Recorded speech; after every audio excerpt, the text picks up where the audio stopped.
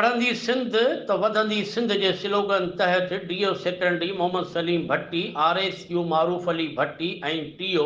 नूर अहमद जमालीअ पारां government boys high school सकरण खां काज़ी सरफराज़ मेमन चौक ताईं मोहम्मद इलियास खानज़ादा, मोहम्मद लुकमान कीरियो ऐं मोहम्मद ज़मा सूमरो जी मेज़बानी हेठि जागरता रैली कढी वई। इन मौक़े ते मथनि ऑफिसरनि रैलीअ खे ख़िताब करण बाद सकण प्रेस क्लब पहुची मीडिया सां ॻाल्हाईंदे चयो त पढ़ंदी सिंध त वधंदी सिंध एतिरो त ख़ूबसूरत पैगाम ऐं सगारो नारो आहे जो जेकॾहिं इन पैगाम खे मक़सदु बनाइजे त सिंध संवारे सघिजे थी, छाकाणि जो तालीम ई सभु कुझु आहे। हिननि चयो त सुधरियल मुल्कनि जी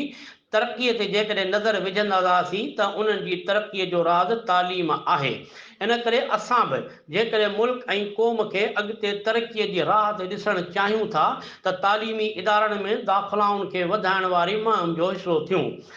हिननि चयो त असांजी कोशिशि आहे त जेके ॿार स्कूल वञण बजाए मुख़्तलिफ़ जॻहियुनि ते पोरियो करे रहिया आहिनि उन्हनि खे स्कूल ॾांहुं राग़िब कयूं। इन करे जो इहे ई साॻिया ॿार जेकॾहिं पढ़ी पवंदा त सुठो मक़ाम माणे सघनि था। रैलीअ में टीओ प्राइमरी सैयद कुरबान अली शाह, हाफ़िज़ कादिर बख्श भट्टी, अब्दुर्रब राजपूत, मोहम्मद शकील खानज़ादा, शीतलमल ओड, कमर ज़फ़र अली समेत सवें शागिर्द शामिल हुआ, जिन जे हथनि में प्ले कार्ड हुआ जिन ते पढ़ंदी सिंध त वधंदी सिंध जा नारा तहरीर थियल हुआ।